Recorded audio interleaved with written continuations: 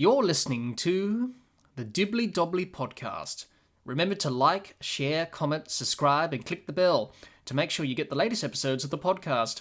Be sure to like and share our Facebook page and follow us on Twitter and on Instagram. Hi everyone, and welcome back to another episode of the Dibbly Dobbly Podcast. On today's episode of the podcast, we review match number 38 of the ICC T20 World Cup for 2021 between Australia and the West Indies from the Zayed Cricket Stadium. It's the Dibbly Dobbly Podcast, and let's get started.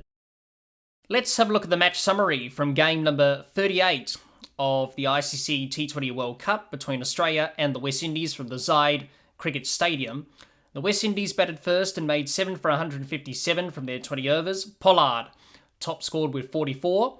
Hazlewood took 4 wickets for Australia. Australia, in reply, finished on 2 for 161 from 16.2 overs. Warner top scored with 89 not out. Gale and Hussain took 1 wicket each for the West Indies. Australia won by 8 wickets, and David Warner was named man of the match. What were the key moments and key factors from this match between Australia and the West Indies? Australia's bowling, picking up wickets at regular intervals throughout the West Indies innings, which put the West Indies under pressure to post a big score, which saw the West Indies post 7 for 157 from their 20 overs. Australia's batting, the partnership between David Warner and Mitchell Marsh of 124 for the second wicket, was the key for Australia chasing down the total and saw Australia to victory by 8 wickets.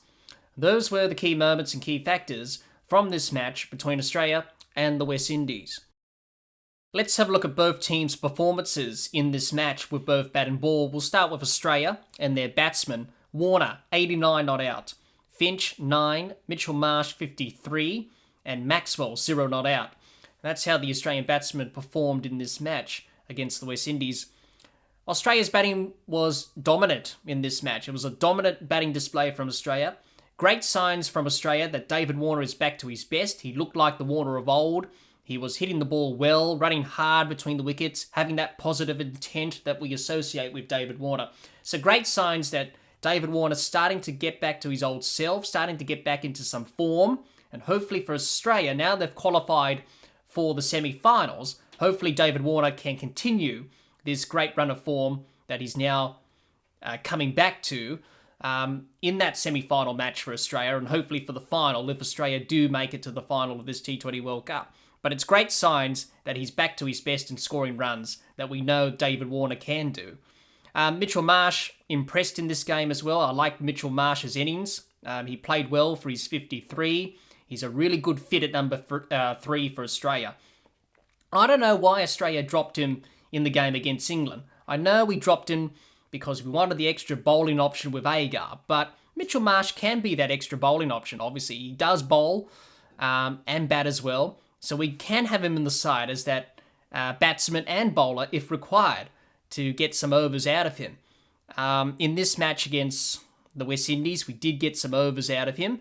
And he did quite well.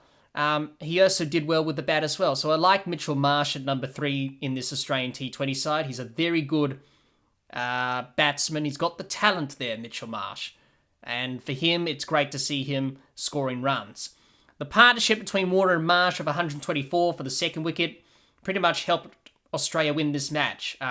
You only needed one good partnership to chase down 157, and it wasn't going to be enough to win this match for the West Indies anyway. And Australia were able to build the partnership between Warner and Marsh. Obviously, Finch went early, and Marsh came in and sort of consolidated with David Warner, and then they started to be aggressive towards the back end of the innings, and the partnership really helped Australia win this match. So very good signs there for Australia in terms of the batting there. I also liked Australia's intent in this match. Their intent with the bat was good, looking to be aggressive, looking to put the bowlers under pressure. They did that in this match against the West Indies. Australia look a better batting unit when they are looking to be aggressive and having that positive intent with the bat.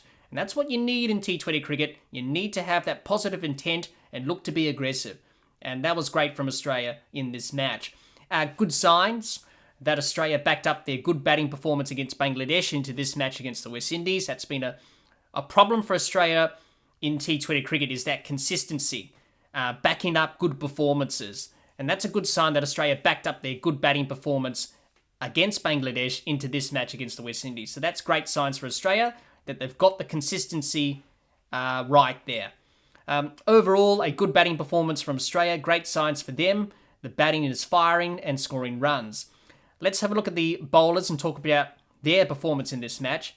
Mitchell Marsh and Maxwell didn't take any wickets. A wicket for Cummins, Stark and Zampa, and 4 wickets to Josh Hazlewood. Australia's bowling in this match was pretty good. They backed up the good bowling performance against Bangladesh into this match against the West Indies. The West Indies got off to a good start. They were none for 30. Looked like they were going to post a big score, but Australia did well. They picked up wickets at regular intervals throughout the West Indies innings. They executed their plans well with the ball. They did well to keep the West Indies to 157. Should have kept them below 150. The West Indies got away from Australia a little bit towards the back end of the innings. Some late order hitting from Pollard and Russell were able to get the West Indies up to 157. So Australia in that period got their lines and lengths wrong and mis-executed their skills with the ball. Something for Australia to look at and improve on going forward. But overall, it was a good bowling performance and great signs that all the bowlers are contributing and taking wickets and performing their roles. Overall, it was a dominant performance from Australia in this match against the West Indies. Let's have a look at the West Indies team performance with both bat and ball in this match. We'll start with their batsmen: Gale 15, Lewis 29, Puran 4, Chase 0, Hetmeyer 27, Pollard 44, Bravo 10 and Russell 18 not out. That's how the West Indies performed with the bat in this match against Australia. I thought their batting was okay. It wasn't the greatest as we associate with the West Indies gone by with their T20 batting. They got off to a good start, none for 30, but they lost wickets at regular intervals throughout the innings, and they lost wickets early in the power play: 1 for 30, 2 for 35, 3 for 35, 4 for 70, 5 for 91, 6 for 126, and 7 for 143, which put them under pressure, and they could only manage 157, which wasn't enough in the end. Late order hitting from Pollard and Russell did well to get them to that 157 score, but in the end it wasn't enough. This performance with the bat summed up the West Indies T20 World Cup. They have been inconsistent. They haven't got going with the bat. They're not quite at their best. Overall, a disappointing performance from the West Indies with the bat in this match against Australia. Let's talk about their bowling performance in this match and have a look at their bowlers. Gale and Hussain took a wicket each. No wickets for Chase, Bravo, Russell, Holder and Walsh. Their bowling was poor in this match. They couldn't take wickets at regular intervals to put Australia under pressure in the run chase. They were inconsistent with their lines and lengths, didn't execute their skills with the ball, and it pretty much summed up their bowling performance throughout this T20 World Cup. It's been inconsistent. They haven't quite been at their best with the ball and the bat, the West Indies, in this T20 World Cup, so it has been poor. And it pretty much summed up their T20 World Cup. It's been inconsistent and poor in all departments. And their performance with the ball today, as I said before, was quite poor. They only took 2 wickets, and that was it.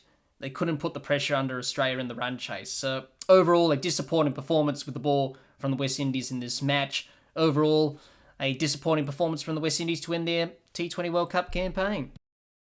Both teams have finished all their group matches in the Super 12 stage. And where to now for both Australia and the West Indies in this T20 World Cup? Australia, they have booked their place in the semi-finals. They needed to win against the West Indies to book a spot in the semi-finals. They did that. They were anxious at the result from the England and South Africa match to see if they had done enough. They did do enough, although South Africa won against England and were equalled on points with Australia. South Africa couldn't beat England by a big enough margin to increase their net run rate to pass Australia. For the West Indies, this was the end of the tournament for them, but it also ends a dominant era in T20 cricket as the West Indies farewelled Dwayne Bravo and Chris Gayle. Unfortunately, they couldn't send them off in style with a win, but these two great cricketers will be sadly missed by all cricket fans from all over the world. Overall, it was a dominant performance from Australia to win by 8 wickets. They have now booked a semi-final place, and hopefully for them, they can continue this winning momentum and go all the way in this T20 World Cup. Well, that's all the time we have for this episode. Be sure to subscribe and click the bell to get the latest episodes of the podcast.